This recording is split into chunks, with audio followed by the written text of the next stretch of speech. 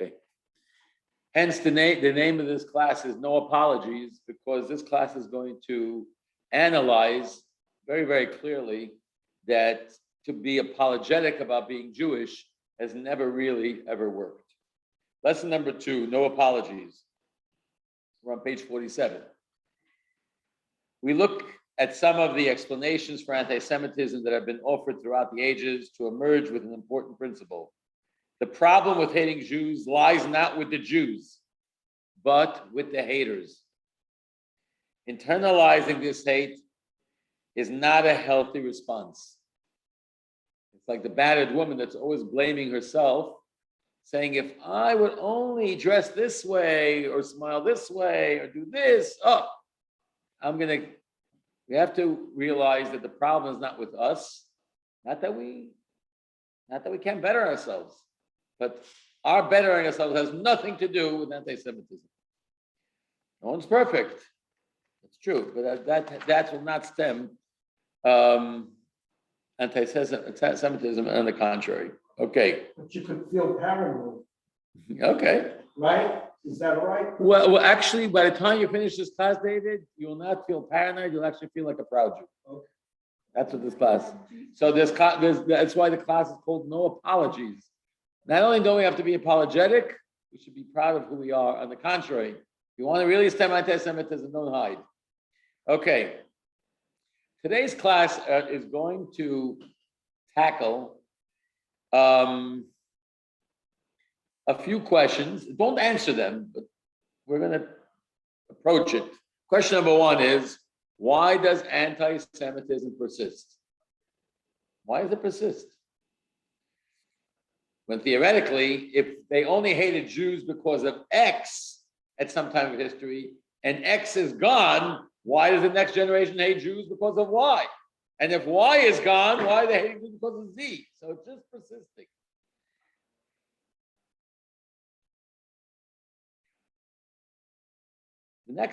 The next question today's class is going to sort of address is, what types of answers to these questions are valid and which are not valid? And number 3, what can we do to minimize or eventually help it go away? Or at least help it along this way. Okay.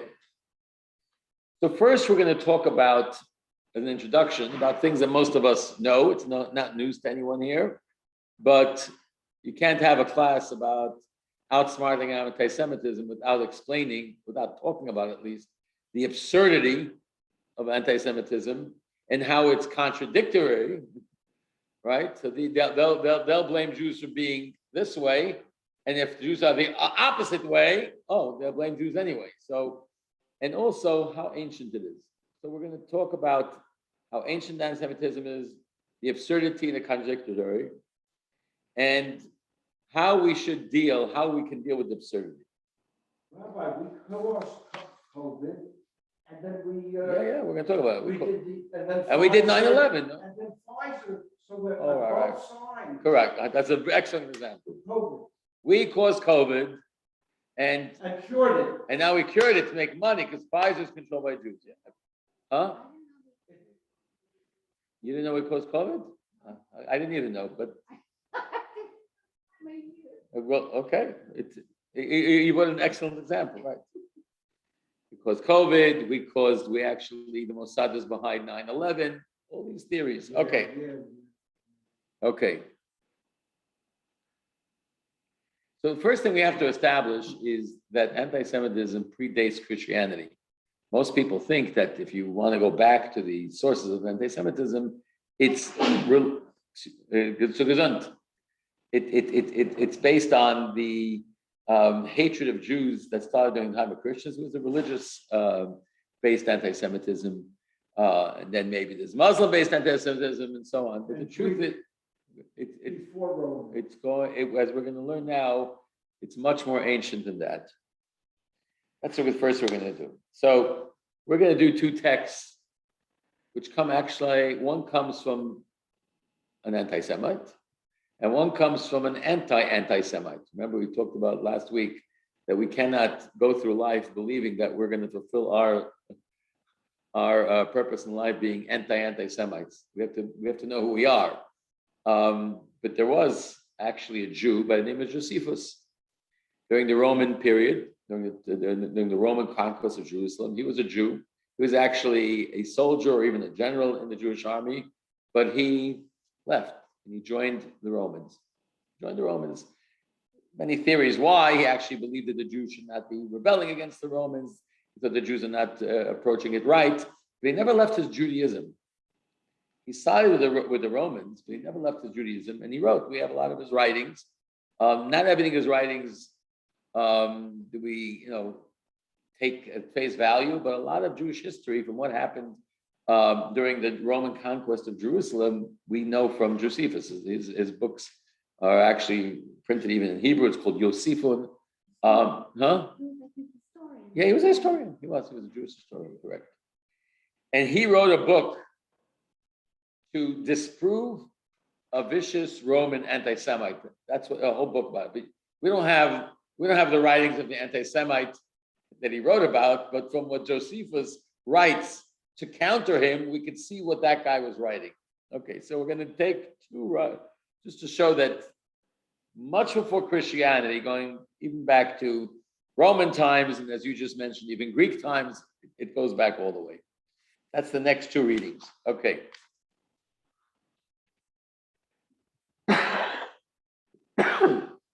So the anti-Semite, which Josephus writes about, his name was Appian. I don't believe we have Appion's writings, but he wrote a book against Appian. Okay. We're going to do page 48. Okay. So the first reading is from Tacitus, who lived in the 1st century CE, and he is considered one of the greatest historians of the Roman Empire. Let's see what he writes, how he slanders the Jews. It's not a book about Jews, it's a book about history. But you could, he puts in his quote unquote, his historical outlook about the Jewish people. So as we read text number 1 and number 2, take a pen, underline the phrases that feed into well-known anti-Semitic stereotypes and prejudices. And you'll summarize your findings in the box that follows the text. Okay. Tacitus slanders Jews. This is what he writes. Once, during a plague in Egypt, which caused bodily disfigurement, King Bocchorus, the king of Egypt, approached the oracle of Ammon and asked for a remedy. This is after the Jews left Egypt. He asked for a remedy, whereupon he was told, right? It means the oracle of Ammon told the Egyptian king, he told him to purge his kingdom and to transport this race, talking about the Jewish people, into other lands, since it was hateful to the gods. So the Hebrews were searched out and gathered together.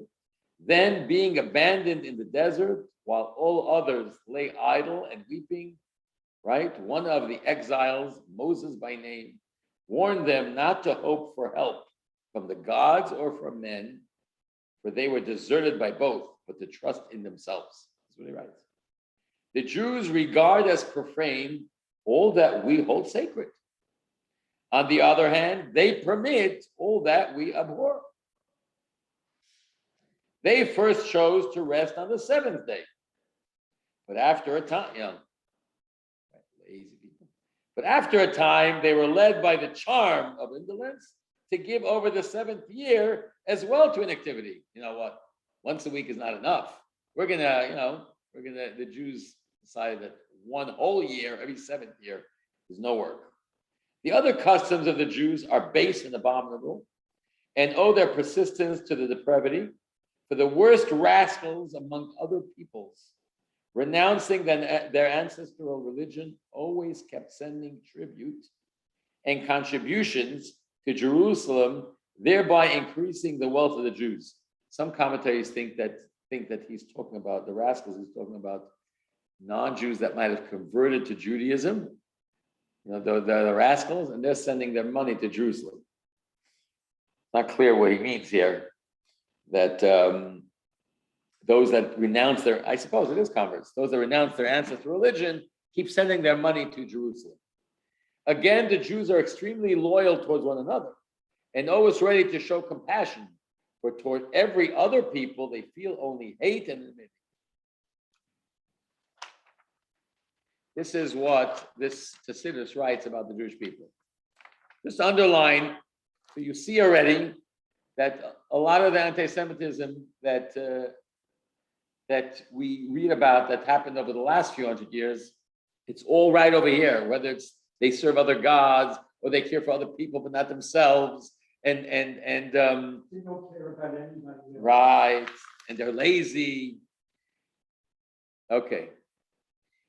Text number 2 is actually written by a Jew. As I mentioned before, he wrote a book, Josephus wrote a book called Against Appian, and he's trying to disprove and to ridicule what Appian wrote about Jews. This is what he writes. They tell lies and invent absurd calumnies about our temple without showing any conscience of impiety. Yet, to high-minded men, nothing is more disgraceful than a lie of any description. But above all, the subject of a temple of worldwide fame and commanding sanctity. In other words, the temple was a place of worldwide fame, commanding sanctity, and they make it look like Appian does. Within this sanctuary, Appian has the effrontery. What does that mean? Oh, shameless, right? Boldness. To assert that the Jews kept an ass's head, worshiping that animal and deeming it worthy of deepest reverence, right? We had an unkosher animal's head and we worshipped it in the temple. The fact was disclosed, he maintains. Right. Appian writes that, how does he know about it? On the occasion of the spoliation of the temple by Antiochus Epiphanes, remember Hanukkah is coming. Antiochus Epiphanes, the vicious anti-Semite, you could hear what the Greek, after the Greeks were driven out of Israel, right? And they had to justify what they did in Israel. You could see what they were saying about the Jews to justify their butchery in Israel. You could see from what Appian writes in his book, from what Josephus is countering, right? He says, he maintains that this is what Antiochus saw when he came. When the head made of gold and worth a high price was discovered. Instead, they had a head of a donkey made out of gold, and we worshipped. Okay. Now, how did it escape him the fact, convict him of telling an incredible lie? What kind of lie is this? This is what Josephus is writing. He adds a second story of Greek origin, which is a malicious slander upon us from beginning to end. In their anxiety to defend Antiochus, they have further invented to discredit us the fictitious story which follows, right? He's going to tell a story which Appian writes of what happened during the story of Hanukkah. I mean, before Hanukkah. Appian, who is the spokesman of others, asserts that, this is what Appian writes, Antiochus found in the temple a couch on which a man was reclining. The king's entry was instantly hailed by him, right? By the person who was reclining on the couch. With adoration, as about to procure him profound relief. Falling at the king's knees, he stretched out his right hand and implored him to set him free. So, he claims when Antiochus came into the temple, he saw there was a couch there. On the couch is a man reclining. As soon as Antiochus came into the temple, this man fell to his feet. He says, "Oh, you freed me. Oh my gosh, thank you so much, king. You freed me." He said that he was Greek. This is what the man claims. This is what he's writing. The man claimed that he was Greek, and that while traveling about the province for his livelihood, he was suddenly kidnapped by men of a foreign race and conveyed to the temple. There he was shut up and seen by nobody, but was fattened. They gave him a lot of food to eat. on feasts of the most lavish description. At first, these unlooked for attentions deceived him and caused him pleasure. Suspicion followed. Then he got worried.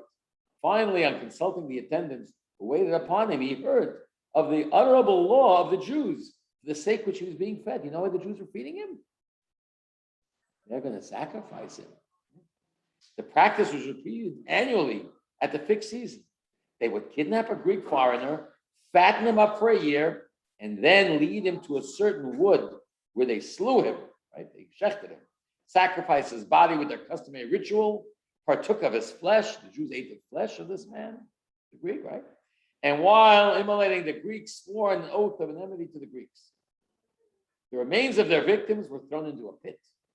The man stated that he had now but a few days left to live, and he implored the king, out of respect for the gods of Greece, to defeat these Jews, the Jewish plot upon his lifeblood, and to deliver him from his miserable predicament. Fools, this is what Josephus writes, fools must be refuted, not by arguments, but by the facts. He goes to the facts to tell this whole thing. He goes to the whole thing to say this whole story has no truth whatsoever. What does this story sound like to you? What recent, in the last few hundred years, what does this story sound like to you? Using the blood? The blood libels. Jews every year, we capture Christian kids, we slaughter them for our servants. But it's not just the blood libels of a few hundred years ago. We're going back 2,000 years. Meanwhile, who was killing the babies? The Greeks. One second. Let's just finish. Here then, let's wait. We have ranked impiety at its worst. The gratuitous lie designed to mislead persons who did not trouble to investigate the facts. He basically is disputing and denying and quote unquote proving that all these facts that this vicious anti-Semite Appian has written has no basis at all in reality. But what do we see from these two texts? That in it is full of all the different anti-Semitic excuses about the Jews over the last few hundred years. It's all over here. It's all over here. We only care about ourselves. We don't care about other people. We hate them. We kidnap them. It's literally all over here. You want to ask something? Yeah, is it based on misunderstanding, misinformation, or just like hatred? It's not misunderstanding. It's not hatred. It's pure fabrication. There's no one that ever saw. No one that ever saw a Gentile child been kidnapped or slaughtered and used for blood, even in one Jew's house. Forget about millions of Jews' houses. It has never happened. You could say that maybe there's a misunderstanding. Maybe if one Jew did it. Maybe if one Jew did it throughout history. It never happened. It's a totally fabricated story. The same thing as all these.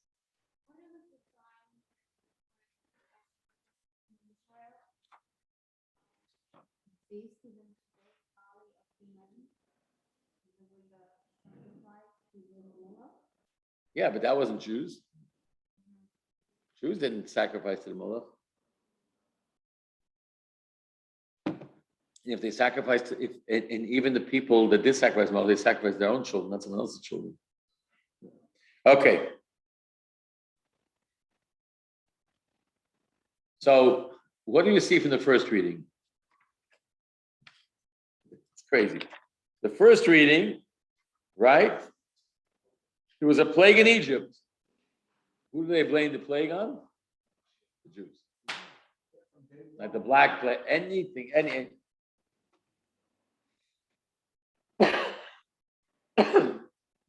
You all know about the famous Nazi newspaper called the Stürmer. What was the slogan of the Stürmer? Right? Jews are our misfortune. What does that mean? Anything that goes wrong is a Jew's fault. There's a plague, it's a Jew's fault. The economy tanks is a Jew's fault. Anything that happens bad is a Jew's fault. And we don't want them. Huh? We don't want them. Right. Blame, like you mentioned before, people, What happened? websites blaming COVID-19 on the Jews. Rabbi, what happened to the Sturman? What happened? Sin.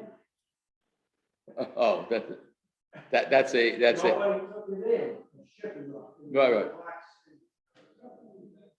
So what do you see from here? All societal problems are based on the Jews. Plagues, anything is based on the Jews. Jews are idle and they're lazy. They're parasite. They're rejected by the gods. Their values are diametrically opposed to ours, right? They're wealthy. They're obsessed with money. They rip off non-Jews. They hate non-Jews. They kill non-Jews. Blood libels. Everything that any excuse for anti-Semitism didn't start now in the last. Blood libels didn't start now. It goes back 2,000 years and maybe even before. This is not new to anything to us, but it's important to put things in perspective, because when you realize how absurd it is, and so we're going to learn how it's contradictory. You start realizing that arguing with them, and I'm not saying we shouldn't try to clarify things, but arguing with them, you think you can argue with them, it's not a lack of information. There's something deeper here. Okay.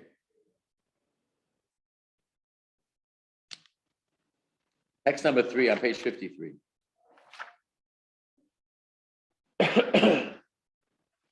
Written by Phyllis Goldstein. The book is called A Convenient Hatred: The History of Anti-Semitism. Conspiracy theories are rarely logical. It is not surprising then that even as Al-Qaeda took credit for the September 11 attacks, the group did nothing to stop a rumor claiming that the Jews were really responsible. The rumor alleged that Israel, specifically the Mossad, Israel's intelligence agency, was behind the plot and had warned Jews not to go to work at the World Trade Center on the day of the attacks. How did this start? Where did this come from? On September 18th, right, a week after September 11th, an editor for a website known as the Information Times posted a message claiming that the terrorist government of Israel cannot be ruled out as a suspect. Right? We have to find the suspect. We can't rule out the terrorist government of Israel. The editor did not identify a motive or provide evidence in support of his allegation, but he says you can't rule it out. Okay. In his words, he was simply raising a reasonable question.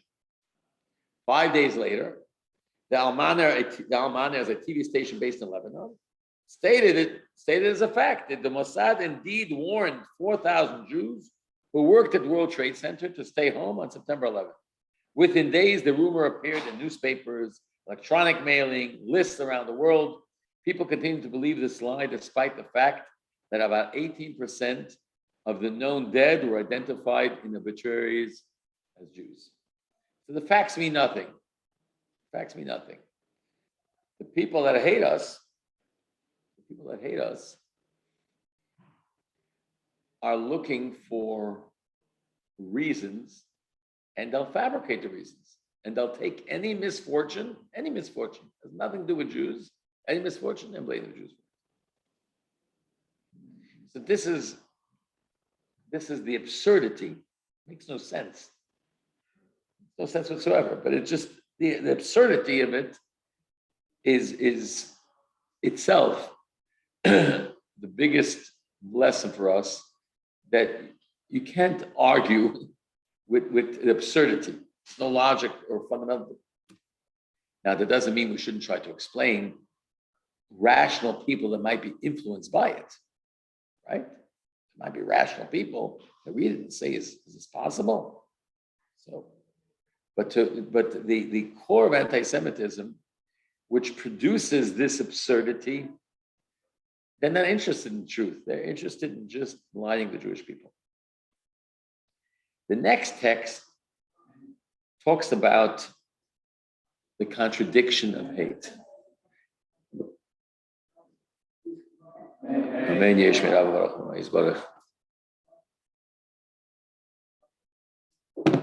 Amen. Amen. So there's a video, but I don't want to disrupt the davening, so I'm going to read this and we'll show the video later. This next reading was written by a very famous rabbi. You'll see the history of him on the video. His name is Rabbi Menachem Zemba. He was actually murdered in the Warsaw Ghetto. His family, unfortunately, was gassed in Treblinka, but he stayed with his flock. He stayed, even though there was at times ways to get him out. He said, "I'm not abandoning my people." He wrote thousands and thousands of pages of manuscripts explaining the Talmud, explaining Maimonides. He wrote profound. Unfortunately, most of his writings were burnt in the Warsaw Ghetto. But he also wrote about the situation that they're in now. And he wrote about anti-Semitism. He didn't write it in English, he wrote it in Hebrew. And this is translated now, and this is in one of his books of commentary on the Talmud. This is what he writes. There are those who seek to identify legitimate causes for the hatred of Jews. However, reality has shown that there is no legitimate reason. You're with me? We're on page 54. Anti-Semitism has no justifiable cause. The haters simply choose to hate God's people. This is demonstrated by the fact that Jews are hated for being capitalists, right? So in Russia, they hate Jews because Jews are capitalists. And we're also hated for being socialists, right? Jews are the source of all the ailments. So capitalism is a Jewish sickness that they brought to the world. Jews should be hated for it. Socialism, which is the opposite of capitalism, is a Jewish sickness that they brought to society. We have to get rid of it. They are hated because they're overly ambitious and sharp-minded, and also because they're indolent and parasitic, right? We are an overly ambitious people. We're go-getters. But the Jews are parasites. They do no work. They're lazy. They just mooch off us.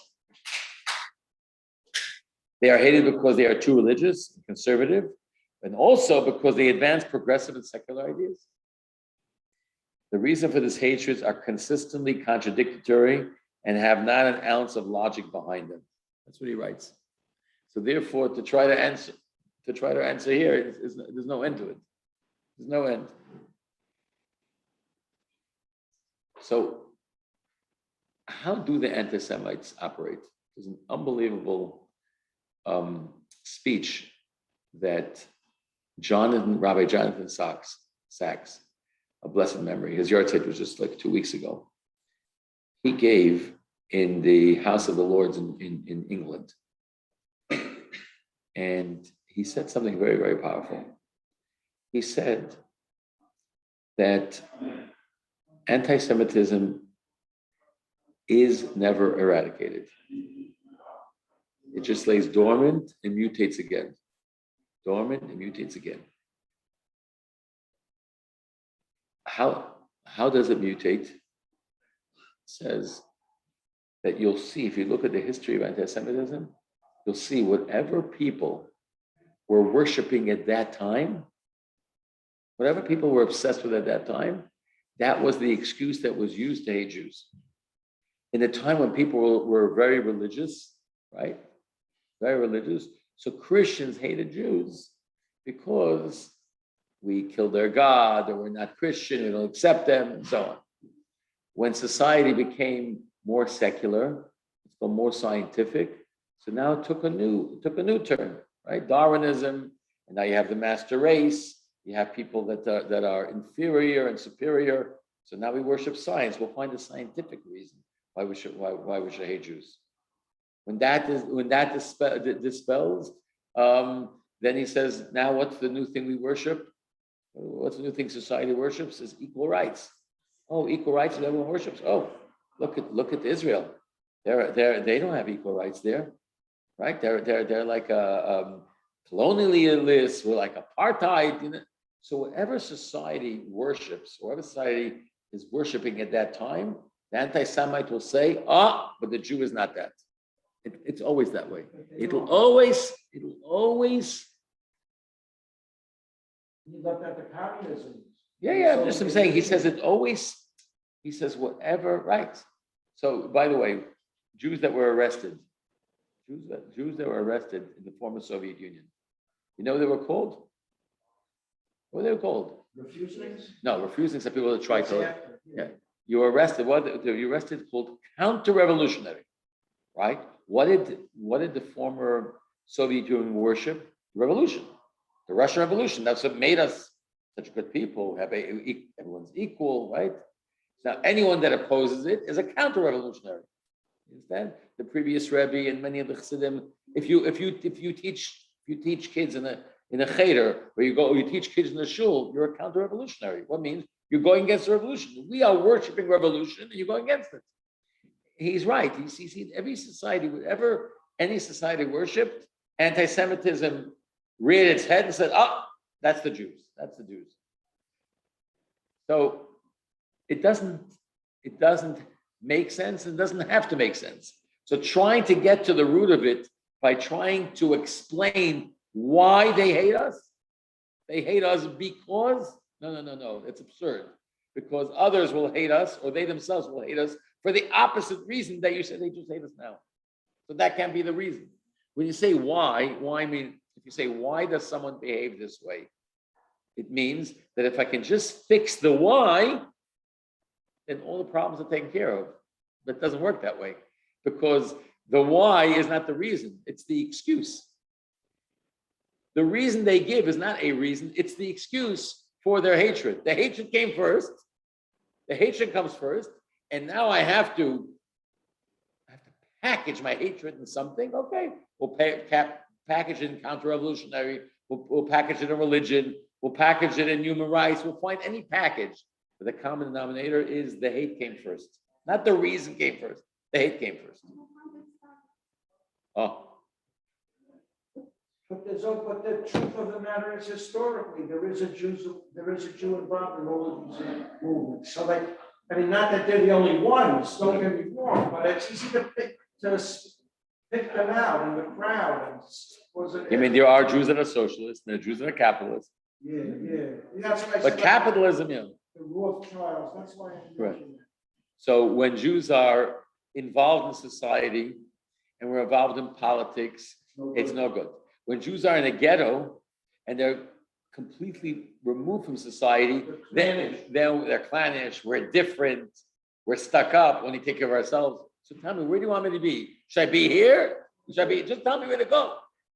So, as you stated, choosing people like that, it creates a lot of jealousy, and also misunderstanding. Yeah, okay. We'll deal with that soon. Let me just share this. Share this video.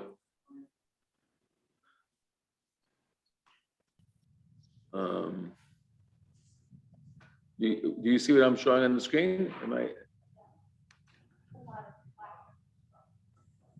Hold on. Lesson 2.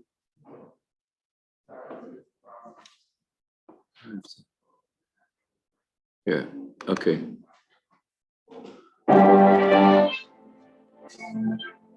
Too loud?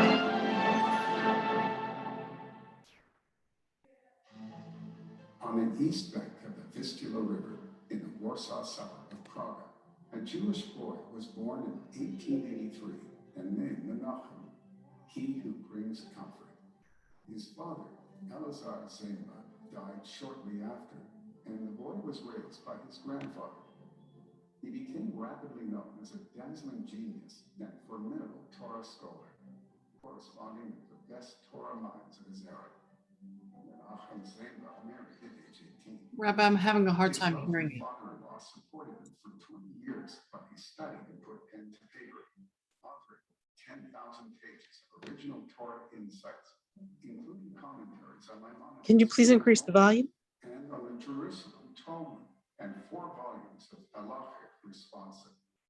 His fame spread globally and was offered rabbinical positions, including the office of the chief rabbi of Jerusalem, but humbly shunned leadership. I'm also finding it very difficult to hear. It's too low. If you can raise the computer volume. Rabbi joined the Warsaw Rebbe, improved his work, becoming a world authority on Jewish law and a foremost spokesman for Polish Jewry. Before reaching age 40, Rabbi Zeig was appointed honorary secretary to Moetzes Gedolei HaTorah, the Council of Great Torah Sages, populated by sages twice his age. In 1937, he twice addressed the full assemblage and was treated with awe. Then the Nazis arrived. Jewish Warsaw was reduced to a ghetto. 460,000 people were imprisoned in just 1.3 square miles. Starvation, disease, deportation, murder. Despite repeated offers of escape, Rabbi Zangba refused to abandon his flock. For them, he was a rare pillar of comfort. As one of a handful of rabbis who survived in the ghetto until his final days, he rallied his desperate brethren with powerful messages of hope and determination. He recorded an insight into the nature of anti-Semitism before the war. In light of his subsequent experiences under Nazi depravity, his words ring with timeless poignancy. There are those who seek to identify legitimate causes for the hatred of Jews.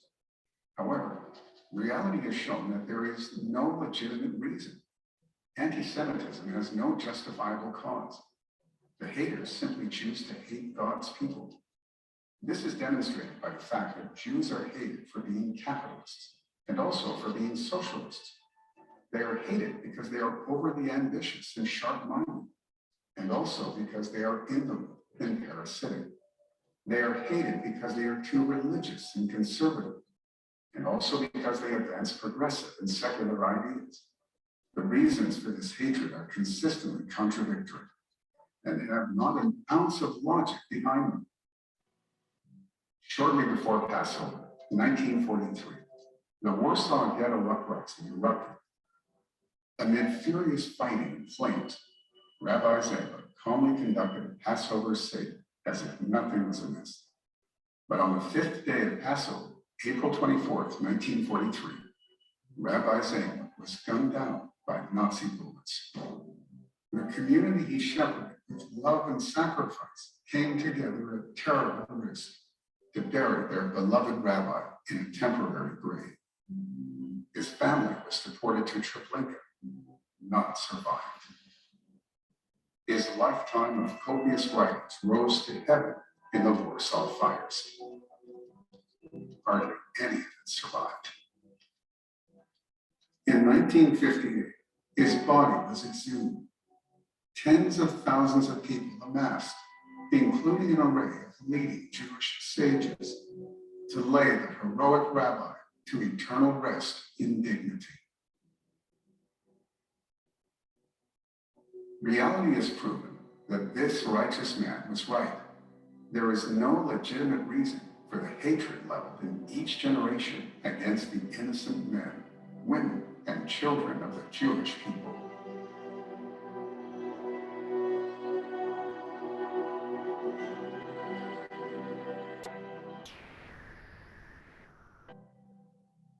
Very well done. Okay. To figure out how to- My grandparents and my uncle were on that train line. On which, Last stop, Treblinka. your speaker is connected? Can you hear me? My uncle lived because he was young. Do you guys hear me? Yes, Okay. it's low though. Low? Yes.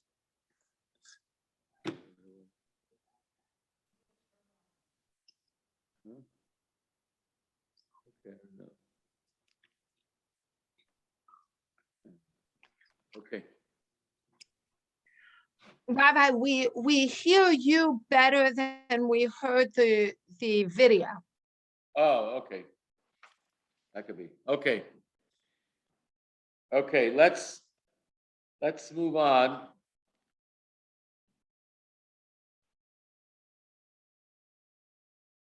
So therefore, if things are absurd and contradictory, to go and start to argue with these people is of no value. So throughout history, Jews that put all their emphasis to explain that we're not parasites, it's futile. However, I can't say it's completely futile. It is effective amongst people that can be influenced. Especially these days, we have influencers, right? People that don't know better. People didn't meet a Jew. It's important to talk to these people. So it's important to clarify. But if you think you can stem the source of anti-Semitism by trying to explain that we're not capitalists, we're not socialists, Judaism is not about that, it's basically futile. So what should we do? So if you go to text number 5, again, we're quoting Dvorah Lipstadt from the book Anti-Semitism Here and Now. She writes, it's hard, if not impossible, to explain something that is essentially irrational, from page 56. Correct. Someone that's open-minded, but someone whose hatred comes first and the excuse comes later, there's nothing to talk to. It's hard, if not impossible, to explain something that is essentially irrational, delusional, and absurd. That is the nature of all conspiracy theories, of which anti-Semitism is just one. Think about it. Why do some people insist that the moon landings took place on a stage set somewhere in the American West? Despite the existence of reams of scientific and personal evidence to the contrary, they believe this because they subscribe to the notion that the government and other powerful entities are engaged in vast conspiracies to fool the public. If we were to provide these conspiracy theorists with evidence that proves the landing was indeed on the moon, they would their priori dismiss what we say and assume that we're part of the conspiracy.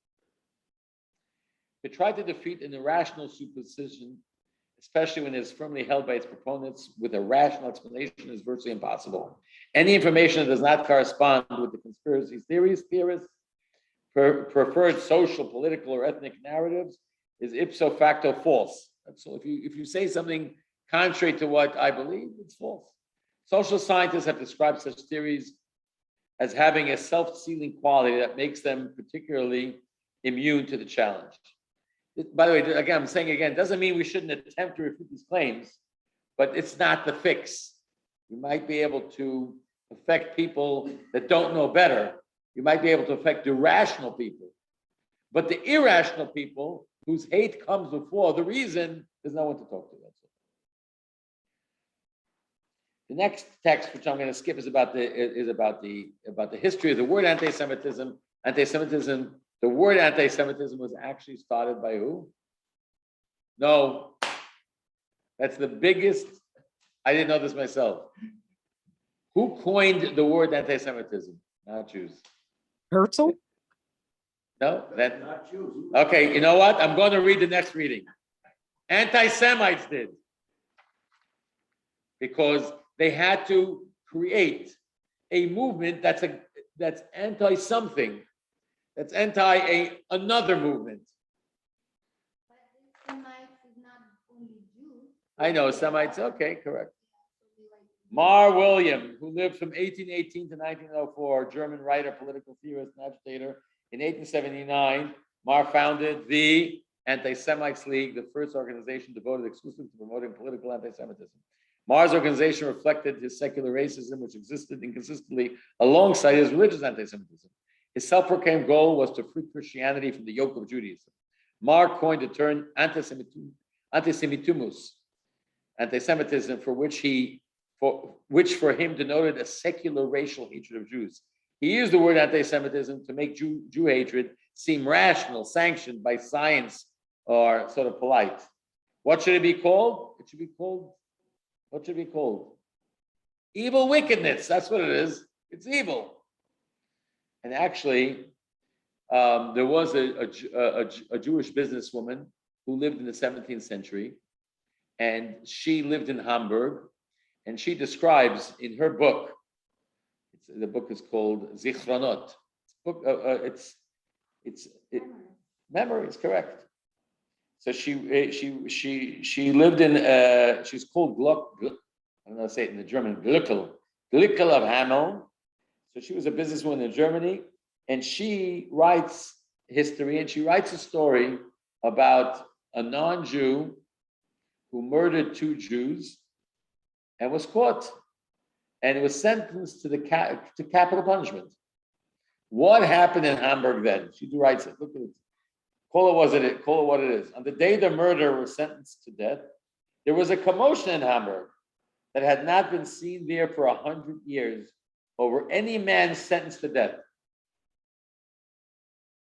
The lives of all Jews were in danger due to the extreme rishus, evil wickedness that has been roused. Basically, the rabble-rousers couldn't take it. A non-Jew is being killed because he murdered 2 Jews. So all the what's it called? All the craziness about Jews started to go through Hamburg. But see how what she calls it? She calls it in its Hebrew word. She doesn't call it anti-Semitism, even though she lived before this guy Maher. But anyway, she calls it rishus. You know what rishus means in Hebrew? Evil, wickedness. That's what it means.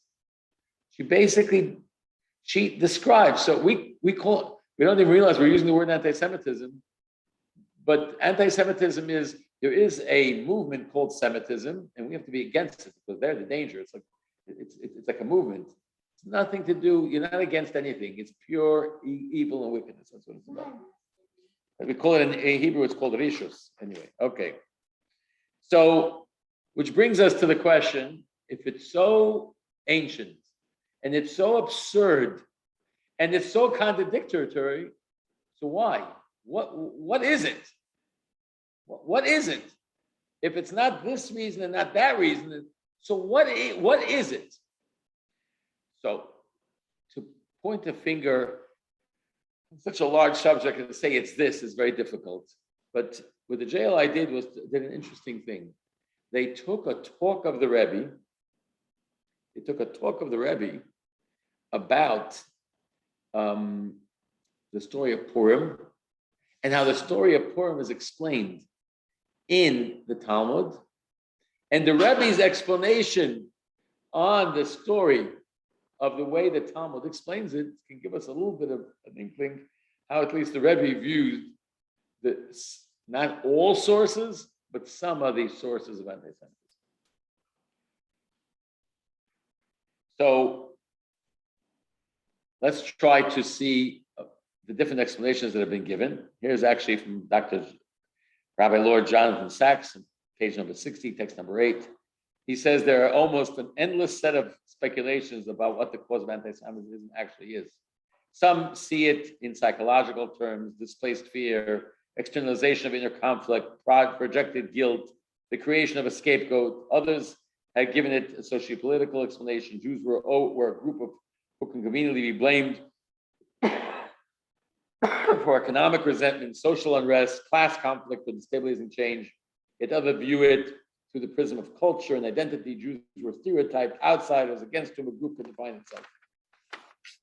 So yet others, noting their concentration of anti-Semitism among the very faiths, Christianity and Islam, that trace their descent to Abraham and Judaism, favor a Freudian explanation in terms of the myth of Oedipus, which basically is, it's this concept that you hate where you were born from, right? Because Christianity came from Judaism, and so does Islam.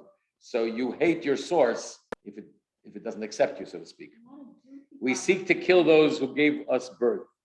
It would be strange indeed if such a complex phenomenon did not give rise to multiple explanations. So you know what Rabbi Sachs says? He says what we just said before. The hatred came before there, so the excuses are endless.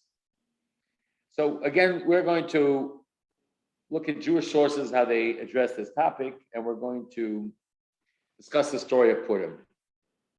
Everyone knows the story of Purim, but in a nutshell, there was a man, Haman, who hated Jews. He hated Mordechai, hated Jews. He was elevated to the highest level under the king himself. He came with a plan to Achashverosh, King Achashverosh, that he says what's the words he uses? There's a certain people who are scattered throughout your provinces. They're different than us. and it's not worth to keep them. I'll give you 10,000 silver shekel, whatever, coins, and let me get rid of them. What does Achashverosh do? He says, no problem. He says, keep your money and do whatever you want with them. You have my permission. Here's my seal, write whatever you want. So he puts together a whole law that at this date, all provinces, all the Nazis, I call them the Nazis, all the Hamanites, in each province, I mentioned this last week, that Haman's plan was literally to annihilate all Jews because Jews would have nowhere to run, because in every province they're killing the Jews in the same day. Okay? Now the Talmud comes and gives a parable about this discussion between Haman and Achashverosh. Look at text number 61. It says the Talmud as follows. We can use a parable to gain insight into the respective positions of Achashverosh and Haman. They are similar to two individuals, one of whom has a tall mound in his field, whereas the other has a ditch in his field. The owner of the ditch mused to himself, he said to himself, I wish I could buy the tall mound to fill up my ditch. The owner of the mound said to himself, I wish I could purchase the right to dump my mound into his empty ditch. So each one is thinking, I wish I can get rid of my problem, right? He has a mound. He says, I wish I could take my mound of dirt and put it in his ditch. And this guy has a ditch. He says, I wish this guy would sell me his mound to fill my ditch. Not long afterwards, the two meet. The two men meet. The owner of the ditch says, sell me your mound. The owner of the mound said, take it for free. You'll do me a favor by taking it. Says the Talmud, this is the story of Haman and Achashverosh. So the Rebbe, at a very, very famous talk, asked a few questions. Question number one, what does the Talmud need a parable for? What's going on here? You need a parable? It's hard to understand what's going on. What's the problem? This guy wants to kill Jews. He's even wishing to offer money. And he says, I don't need the Jews. Take him for free. What do you have to give a ditch and a mound? What's going on over here? The next question the Rebbe asks is, even if we need to give an analogy, we can understand why to Achashverosh, the Jews are like a mound. They're unnecessary people in his kingdom. He doesn't need them. Like I have a field, there's a mound there. But what's Haman's ditch? How is Haman compared to someone that has a ditch that he has to deal with his ditch? What's going on over here? So the Rebbe says something very interesting. Haman and Achashverosh represents two types of anti-Semitism. We know the Gemara says, the Talmud says that Achashverosh melech tipei shoya. He was a fool. He wasn't a smart guy at all. Very shallow guy. Very shallow. We can understand why to him the Jews were a mound. What do you mean? They were unnecessary. Like the anti-Semite that says, they're different, they're not like us. What do we need them for? What do we need people that are different than us? Haman had a different agenda. Haman had a ditch. You know where the ditch was? In himself. When he saw Mordechai, he felt inferior. Something in him, he felt worthless. Felt worthless when he saw Mordechai and he saw the Jewish people. Basically, the Jews represented something to him that made him feel like a ditch.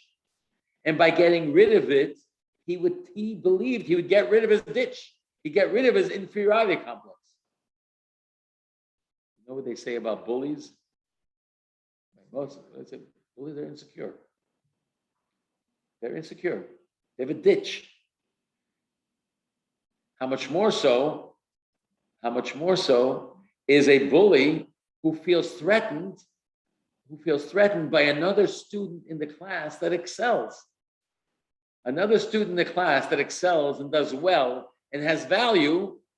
Every time he sees that student, it makes him feel more inferior.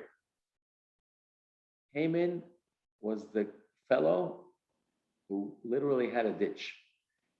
So actually, Haman wasn't a fool.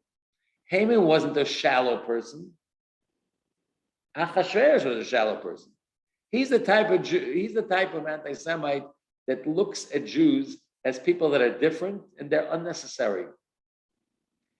He hates them or he dislikes them because he thinks they have no value. Haman is different. He hates a Jew because they make him feel like he's missing something. Think about it.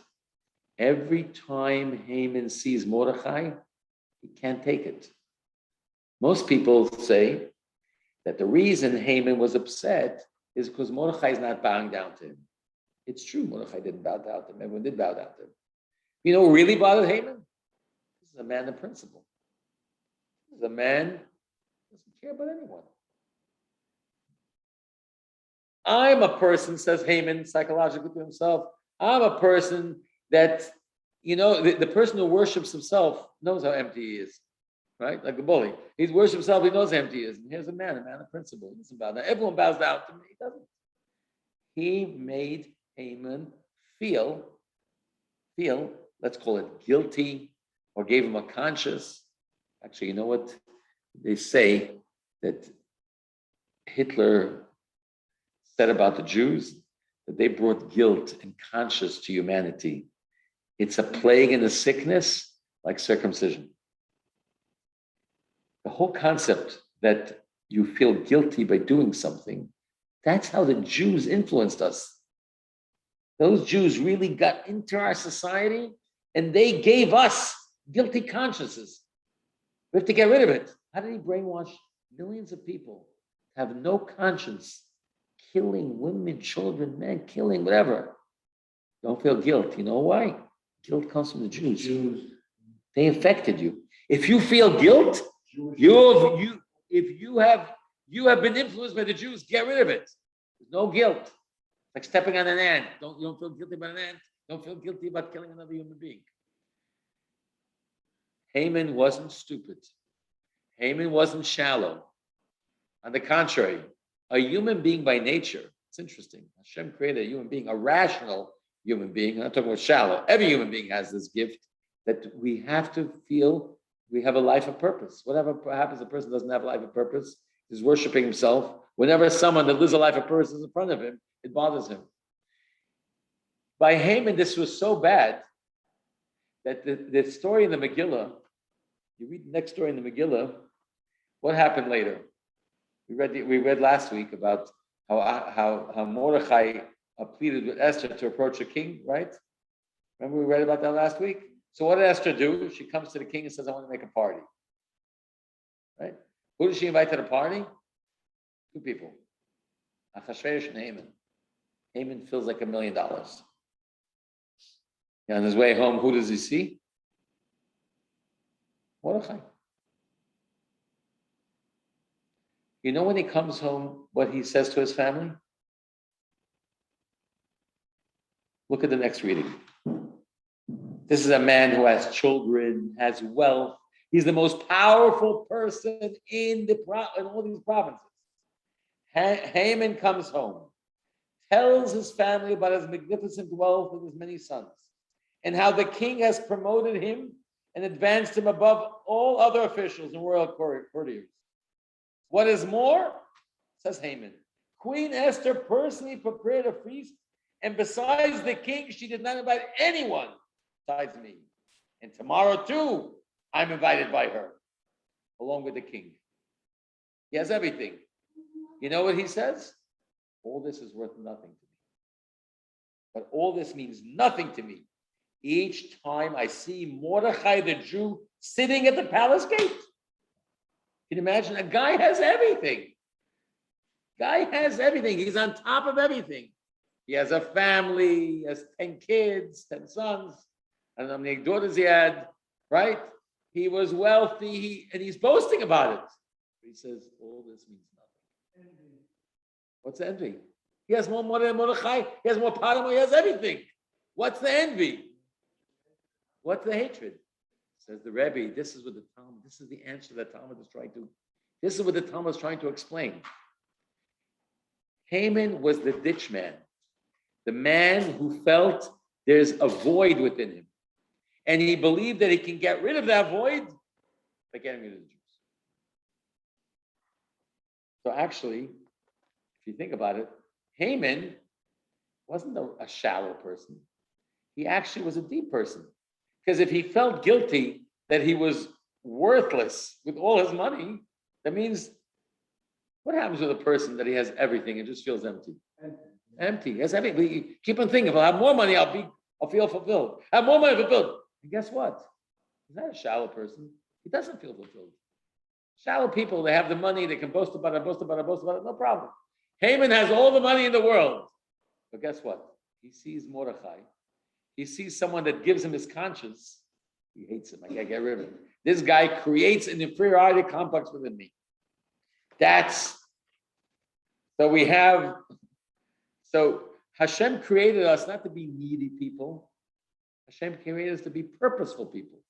Not just Jews, all human beings, to be people of purpose. The non-Jews fulfill their purpose by fulfilling their mitzvahs. We fulfill our purpose. Whenever Haman sees a man who represents purpose, it makes him feel like a ditch. So therefore, this doesn't answer all, but we have two categories of anti-Semites that are represented, according to the Talmud, in the story of Purim. The Achashverosh anti-Semite, he just hates us because we're different. We don't make him feel inferior. We're just different. What do I need him for? And then you have the Haman anti-Semite. How do we see this? We see this actually in the story of the Megillah later. What happened at the end of the Megillah? What happened at the end?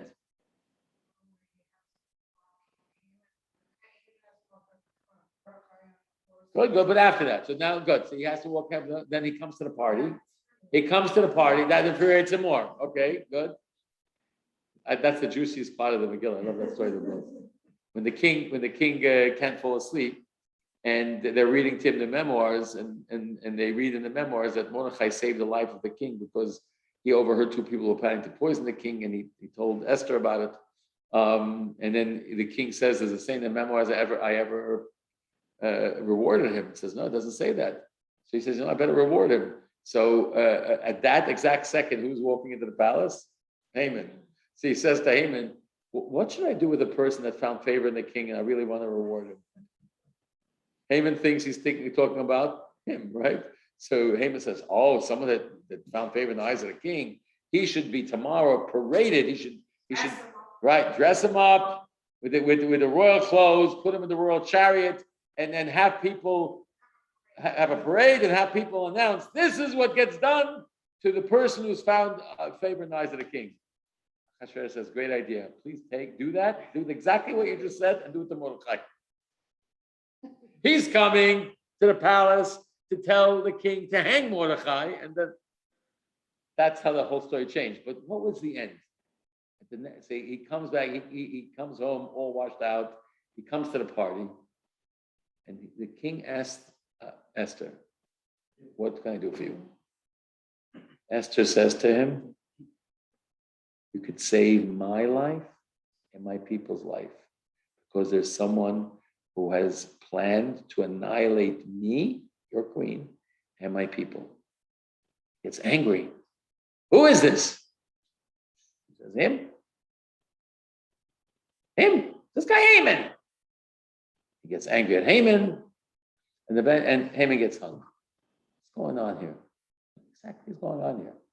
You could say Achashverosh is stupid. Today he says like this, tomorrow this. But there's something more to it. Because Achashverosh looked at the Jews as a mound, as an irrelevant, unnecessary people. Because he didn't really know us. But guess what? He did know one Jew. He knew one Jew, Esther.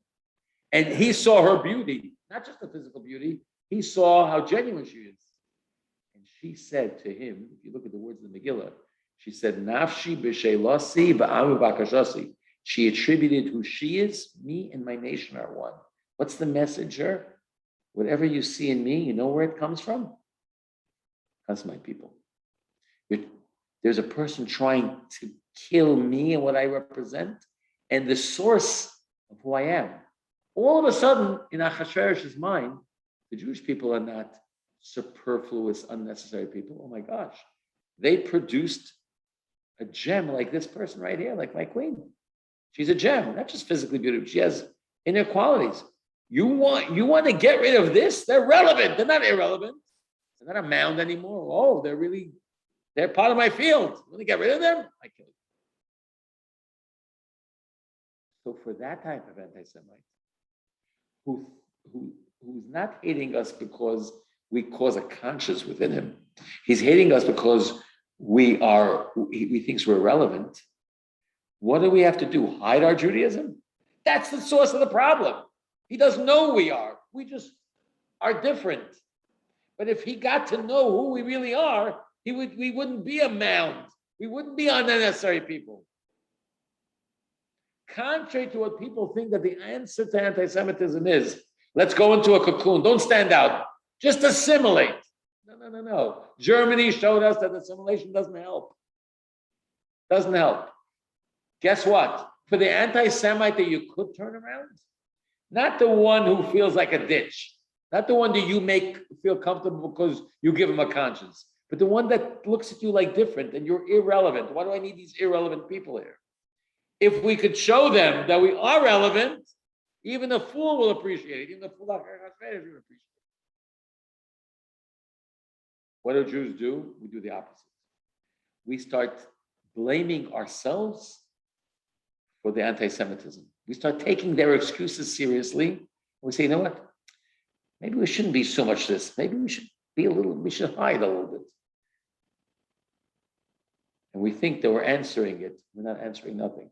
Actually, the philosophy of this slogan, Yehudi bebeisecha, v'goy betzeisecha, which means be a Jew in your own tent, or bo'alecha. But when you're outside, just be like a normal human being. Don't stick out. You know where that philosophy came from? It came from scholars in Germany. Guess what? Didn't help. The source, the biggest society that assimilated in Western Europe was in Germany. Thinking that if we would just be like everyone else, we'll get rid of the problem of anti-Semitism. Guess what? The worst anti-Semitism in the history of humanity, the worst butchery in the history of humanity, is in that same country where you thought that you could assimilate. That's where this text on number 11 is from Jonathan Sachs again about internalization. Internalization meaning Jews start saying, let's fix ourselves. If we fix ourselves, we'll fix anti-Semitism. We don't have to fix ourselves. The source of the problem is not within us. Not that we're perfect. We have things to fix, no question about it. But that's not the source of anti-Semitism. Inside, text number 11, Jews must fight anti-Semitism on page 64. Jews must fight anti-Semitism, but never internalize it.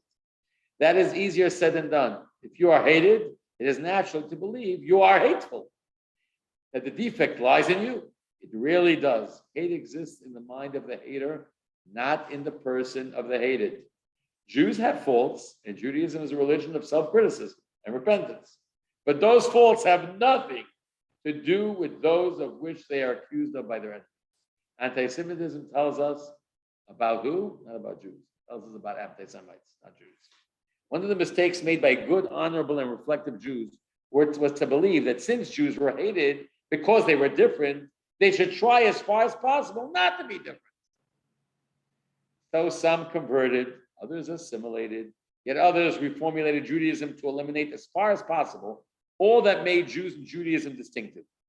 When these things failed, as they did, not only in the 19th century Germany and Austria, but also in the 15th century Spain, some internalized this failure.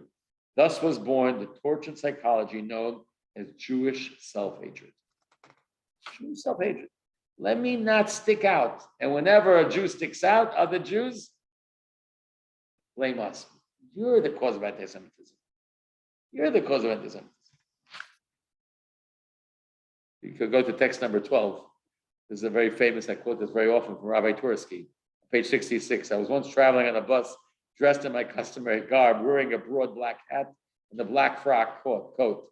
A man approached me and said, I think it's shameful that your appearance is so different. There's no need for Jews in America to be so conspicuous with long beards and black hats. I'm sorry, mister, I said to the man. I'm not Jewish, I'm Amish. This is how we dress. The man became apologetic. Oh, I'm terribly sorry, he said. I didn't mean to offend you. I think you should be proud of observing your traditions. You understand? You understand? That's called Jewish self-hatred. That's a Jew that believes that the reason we're hated is because we're different. So we start blaming ourselves for the anti-Semite sickness. This is what Jonathan Sass says. Don't internalize it. Don't blame yourself. If we're trying to change anti-Semitism by changing us, not going to happen. Make it worse. There's another problem. It's not just for Jews. If we think we are solving anti-Semitism by assimilating and becoming like everyone else, we're doing the opposite. We're doing the opposite. Respect for minorities, respect not just for Jews, for any minority, is not when the minority becomes extinct, then you have no respect. If we want to create a society that respects minorities, what are we supposed to do? Tell the minorities they should not become a minority anymore? Then there's no respect for minorities. If we want to create a culture that respects other people, don't become a not other person. On the contrary.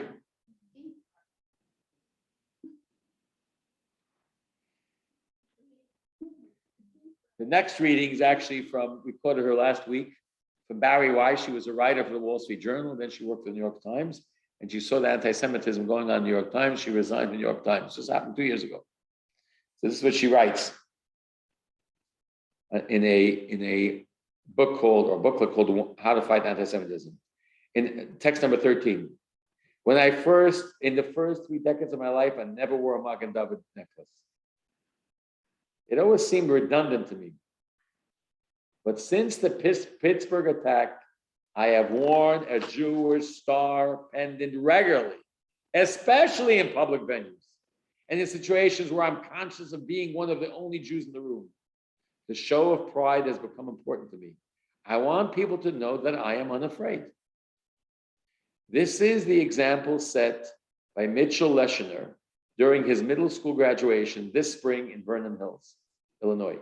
Leschner doesn't usually wear a kippah, but the Poway shooting, right, the shooting of Chabad Poway, changed things for this 14-year-old. It was important to make a statement that we're still here and that no matter what happens, we'll still be here, he said. But other Jews, unfortunately, think that we're going to get rid. Now, I'm not talking about situations where it's simply dangerous. God forbid you're walking in a place that's dangerous to wear a star, whatever. He was saying that no physical danger.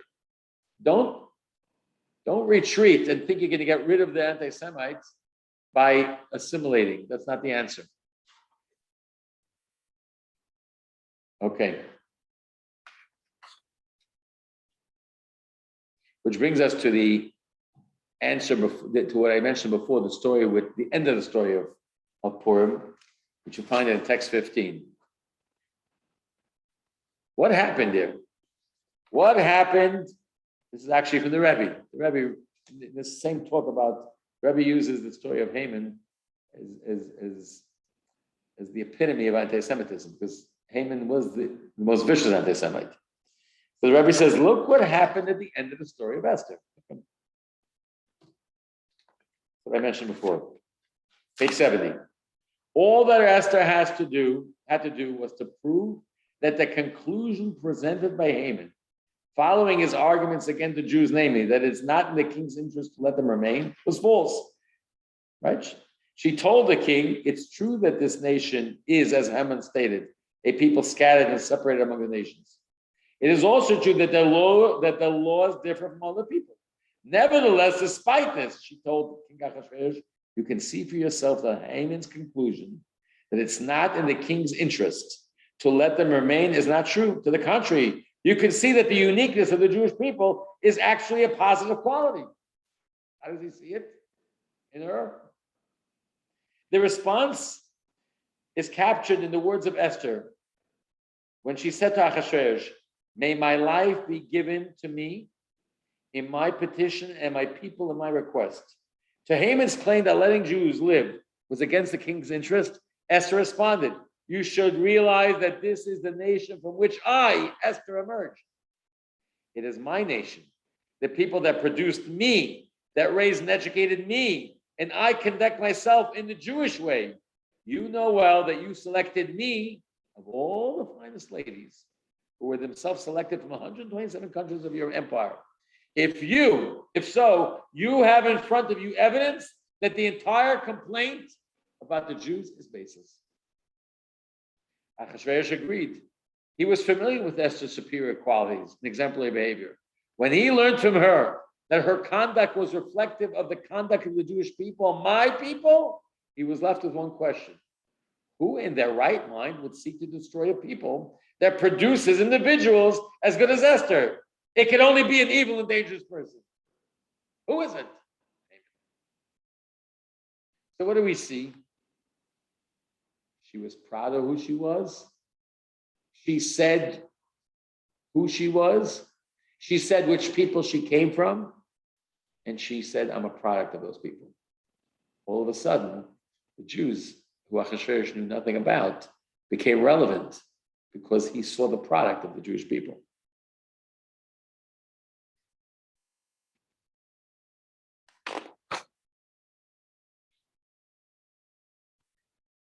A more recent story is actually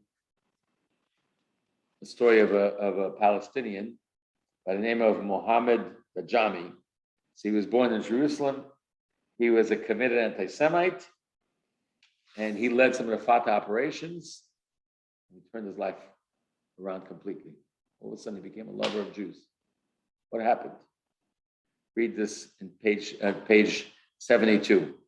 I started going with my father to Hadassah in Kerem Hospital for his chemotherapy. And to my shock, I started to observe that the doctors and the nurses treated him as a patient. The doctors were very friendly, nurses were also. He would bring them fruit, flowers, and chocolate. And I noticed in the hospital that Palestinians are also a stage. That actually awakened me to a great extent to the humanity in the other, and it also awakened my humanity. This was the starting point. Right? So, to be a proud Jew and not to hide who we are actually gives the opportunity to the potential rational anti-Semite to see the truth. But for the irrational, for the Haman, so to speak, the person who you make him feel inferior, you can argue later tomorrow.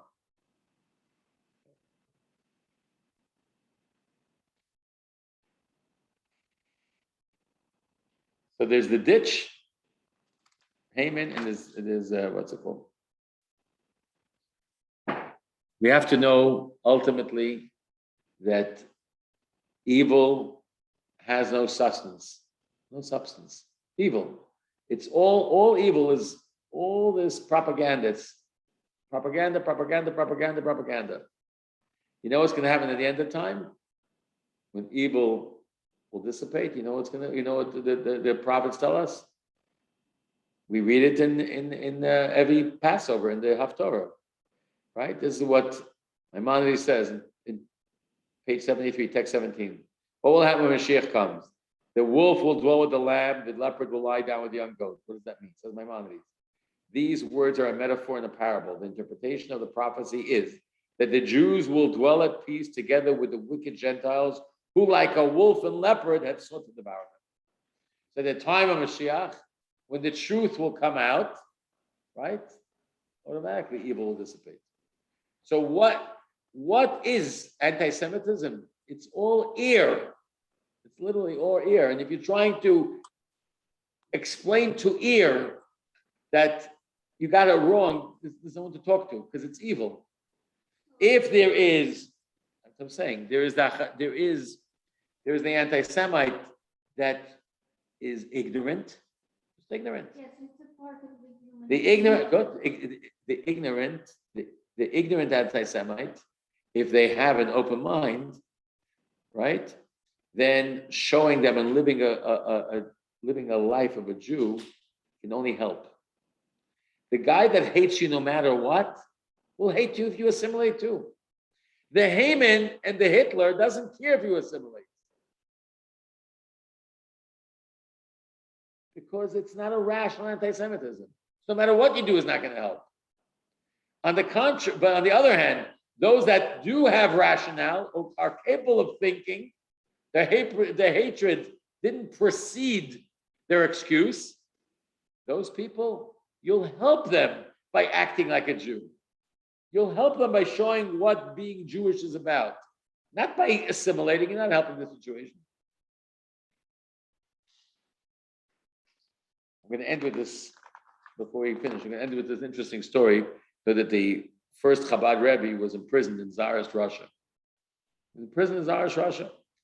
And there he was visited by a minister who was very close to the Tsar. And because he heard that the first Chabad Rebbe is a great scholar, a great mind. So he came to see him. He comes in his cell, comes to see the first Chabad Rebbe was in prison because, unfortunately, other Jews made a libel against him that he's sending money to Turkey, who was at war with Israel, with Russia at that time. But he was sending money to Israel, to the poor people in Israel. But they fabricated. But to make a long story short, this minister comes, non-Jew, a guy, a non-Jew comes to visit the first Chabad Rebbe. And he says to him, I want to ask you a question. I'm well versed in the Bible. Can I ask you a question that's been bothering me? He says, sure. He says, after Adam and Eve ate from the forbidden fruit, it says that they heard the sound of God and they hid. And what did God say? Ayako, he said to Adam, where are you? God says to Adam, where are you? He doesn't know where he is. So first, the Alter Rebbe gave him the answer that Rashi gives. Sure, God knew where Adam was. He was just engaging him in discussion. He didn't want to say to him, why did you eat from the fruit? Where are you? I'm here. Why are you hiding? Did you eat from the fruit? I'm naked. Who told you you're naked? Okay. So that's the answer he gave him. That sure Hashem knew where he was. He just asked it in order to get into a conversation. So this minister said, I heard that answer, but I want to hear your answer. So he said to him, I can tell you my answer on one condition. If you believe that Torah is eternal, and not just a story of what happened in the past, then I can give you my answer. He says, yes, I do believe that. I believe it has lessons for all generations. So he said to him, when God said to Adam, Ayeko, where are you? He wasn't asking him where he physically was. He was asking him a much deeper question. Where are you holding in your life? I gave you one mitzvah. I gave you one commandment, one instruction, one mission. Where are you vis-a-vis this mission that I gave you? Didn't ask him where he was physically. Where's your mind? Where are you? What space are you in? You know what the guy said? Oh, and then he continued. He says, this question, God is not only asking the first man. Every human being is asked this question every day. Ayako, where are you? For instance, you, the Alter Rebbe pointed to him. He said, you are so-and-so years old, exactly the age he was. God asks you also every day, where are you? You have a unique soul. You have a mission in this world. Where are you vis-a-vis your mission? What level? Where are you only? You know what this non-Jew said? Bravo! He was so happy. He said, I love it. Bravo. Right? So here is a prisoner talking to a superior, but not ashamed of who he was. As a question in the Bible, no problem. Another Jew would say, nah, let's not talk about it. It's not really relevant. The Alter Rebbe was very proud. told him exactly what he believes. And he asked him, do you believe that the Torah is eternal? Do you believe that the stories of the Torah are there to give us direction in our life for all generations? Yes, okay, I'll tell you what I believe. Telling a rational person who's not Jewish about what Torah, what we have to offer, we have nothing to be ashamed of. On the contrary, you know what the answer is going to be? A logical person, a person that wants to hear, bravo. Don't be ashamed of who we are. So that route, Jews unfortunately have tried many, many times. And most recently, as I mentioned before, in Germany, it has not worked. So this talk of the Rebbe doesn't give the causes of all anti-Semitism, but he basically groups it into two types. The ditch anti-Semite that just can't stand you because you make him feel inferior. And maybe to that person, we have to tell him, you're not inferior. Talk to them. Maybe Mordechai didn't say, oh, I'm getting Haman angry. I'm going to bow down to him like everyone else. Wouldn't help anyway. Haman Mordechai was symbolic of. Okay, we're going to go over the key points of the class, which we have a video for. So that helps us. Someone else reading it besides me. Where is it here? That's number 2. Lesson 2. No apologies. 1. The absurd and contradictory claims of anti-Semites have persisted for millennia. Attempting to refute these conspiracy theories may keep some people away from anti-Semitism, but it has proven to be a futile endeavor against hardcore haters. 2. The term anti-Semitism sounds more like a theory and fails to convey that this phenomenon is actually evil wickedness. 3. Much has been said about the root cause of anti-Semitism. One approach sees it resulting from an inner void due to the lack of a true sense of purpose in life. The Jew represents a commitment to living for a higher purpose and dedication to the mission given to humanity by the world's creator. Anti-Semites wish to obliterate their inner emptiness that they are reminded of when encountering the Jew. 4. Hatred exists in the mind of the hater, not the hated. We must avoid internalizing anti-Semitism and imagining that changing elements of our Jewish heritage will solve anti-Semitism. 5.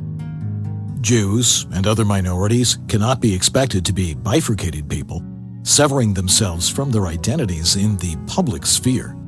For a minority to have rights in a given place means that it can have a public presence. Being open about our Jewish identity benefits Jews and other minorities. 6. For some potential haters, the best antidote against stumbling into anti-Semitic views is knowing Jews who are upright and of noble character, and noticing that this goodness is linked to their Jewish identity, upbringing, and way of life. To have this influence, we must be open about our Jewish identity.